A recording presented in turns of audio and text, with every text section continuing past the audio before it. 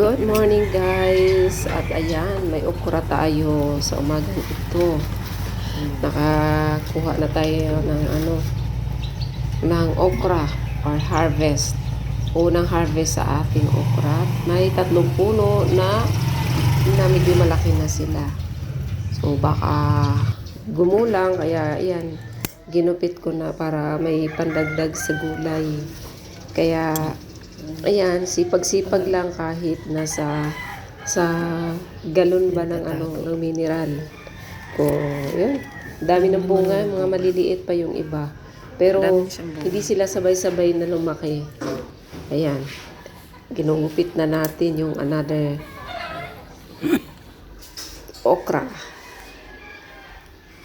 Okra, pampaganda. Maganda ang okra sa ating katawan, marami siyang gamot. Kaya yan, magtanim lang tayo at meron tayong aanihin.